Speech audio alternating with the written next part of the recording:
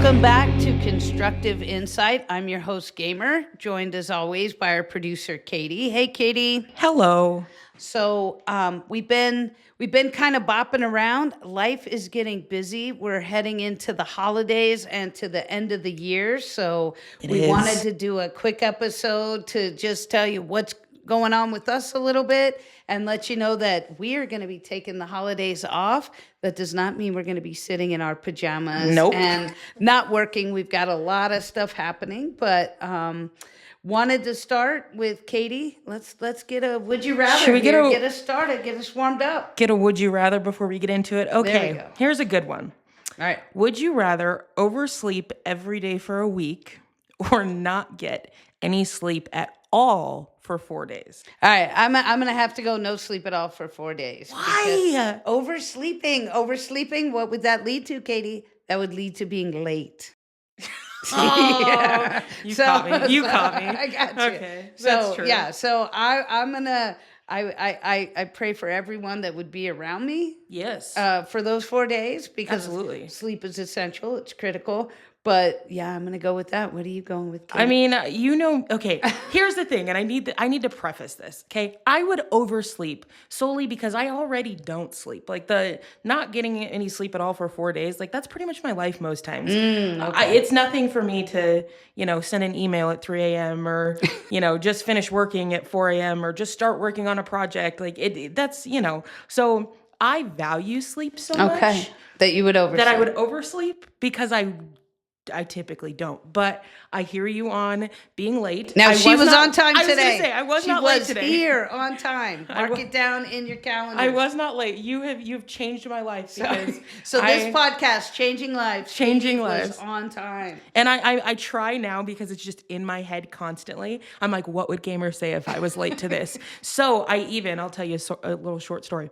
So I have set the clock in my car 27 minutes ahead because that sounds like a huge number and a very oddly specific number, but I've done it because it's too much for me to do the math quickly. So I tell myself at the very least I have 15 minutes. I got to get there. I love that. So I'm never going to be, that's my goal. My goal is to be on time. There we go. We're going to, by the end of this, we will not be putting in our will that we will be late to our funeral. So making changes, changing lives. Let's here. go. So, well, as I said, we here at AIM Design and Development and Constructive Insight, we're coming down to the year end. This has been amazing being with you all. I'm excited for what the future holds, but right now we've got to take some time. We've got some projects cooking. We've got things. And everyone has stuff going here at the end of the year. So just giving you a heads up, we won't be around for a little bit. Don't go anywhere. We're not disappearing forever. We're just taking care of business. So that being said, listen up. If you are in Colorado or any state, really, I don't know if we have any out-of-state listeners yet. We do. We have a ton. We have a ton. Seriously, we do. Travis. There's a guy named Travis. I don't. Love you, Travis. Shout out, Travis. Shout out, Travis. There's a guy named Austin that comments on our stuff. TikTok's a fun little place. Like they love Would You Rather. When we post our Would You Rathers, we have a little following on there that they comment on those. So that's kind of fun because they guess. But yeah, Travis is one, and then Austin is another. Well, welcome our out of Colorado people. But if you were in the building trades, especially what I'm about to talk about is going to affect you. And here in Colorado, it will affect you even more. And something I wanted to talk about, in Colorado, we have been in construction what's called a home rule state, which means that each county, each area, as long as you were operating within safe building guidelines, could kind of set your own guidelines. Well, in 2022, so legislation, paying attention to local issues, we passed House Bill 1362. It was about energy efficient. So it was going to the 2021 International Energy Consortium Code. Oh, so that's a lot. And you're thinking, all right, gamer, that happened 2 years ago. Why are you talking about it now? Catch up. But what that means for us is January 1st. So not only were there some changes here at Constructive Insight, January 1st In Colorado, we now changed how we have to build every new home and building going forward. Yeah. That's a big deal. So That's crazy. the nerd in me, goes through and says, "Hey, I love this," but it's going to mean some changes. Now, what that means, I was going to say, what are the changes? so the changes are it's mandating that every home now and building that's being built be electric ready and solar ready, mandating. Now I'm reading this because I don't want to get this And these are on incorrect. all new builds? So new builds, that what we have to do is build it so the buildings are ready to accept solar and electric. So Okay. garages will now be ready if you get that electric car. We're going to move away more and more from the gas energy, from gas stoves. We need to make sure all appliances are ready. It's a big deal. So what it says is all new construction homes and buildings must be built to accommodate electric vehicles, high efficiency electric appliances, and rooftop solar. This is to reduce the state, Colorado's dependence on natural gas and reduce our greenhouse gas emissions. That's a big deal. So That is. we're in nationally, and we've talked about this episode after episode, we're in a housing shortage. Yes. But as we move forward, our industry will change when we're forced. So I really think the big change will come January 1st. Yeah. But how is that going to affect pricing? How is that going to affect the materials? We have some material shortages going on. We're talking about tariffs moving forward that may be changing. Not taking a view on it, but saying that could change the landscape. So it's something we all need to be keeping an eye on right now, and we certainly will here at Constructive N Site, but making sure we're ordering those materials. Those are whole new materials being ordered for homes that we're building. This is going to be a big change. It's been in the works for 2 years, almost, 2.5 years, but are we ready for it? So love to hear as you get in the comments. Let us know. Are you and your company ready for these changes? What do you think of the changes? Green. We're going green. That seems to be the direction, especially in Colorado. That has been something that we are moving towards, and we will keep an eye on it. But that's kind of building in the news. Here's what's going on: natural gas. Trying to, phase that out a little bit and get everything moving towards green. Is that going to hurt us as we're trying to build homes and buildings to multifamily homes? Or is it going to help overall? It's a great debate, and I can't wait to tackle that in 2020. Yeah, and I definitely can't wait to hear, because I have a couple friends. My brother went to solar a while ago, and I mean, he has a pretty low bill. So I mean, it's interesting to see where you'll see the price increase versus where you'll also see the relief. There is options for relief when you go in that venture. So I'm excited to kind of see where it goes, because I did not know that was coming down the pipe. So I can't wait to see, and that is going to be one of the first things we will talk about in 2025. Yeah. Happy New Year. And that being said, this is going to be kind of a shorter episode, but grab your crew, get around. We cannot leave without a toolbox talk. I mean, come on. And here, if you are here in Colorado, we got a good old-fashioned Colorado snowstorm a couple weeks ago. We got snow coming this week. So what does that mean?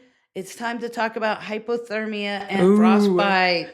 Don't lose your toes. Don't lose your toes. Don't lose your toes, the tip of your nose. I mean, we need to. It's amazing how many guys will be on the site. Oh, the cold doesn't bother me. Well, your skin's turning black. So I'm gonna guess that. We have. I shoot content for a football team, and our coaches love.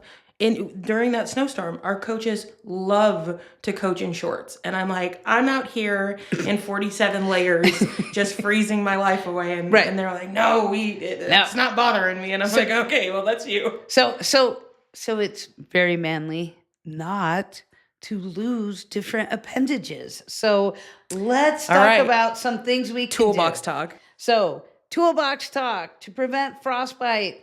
Wear layers, because everyone goes, well, I don't want to have my coat on. It's too hot.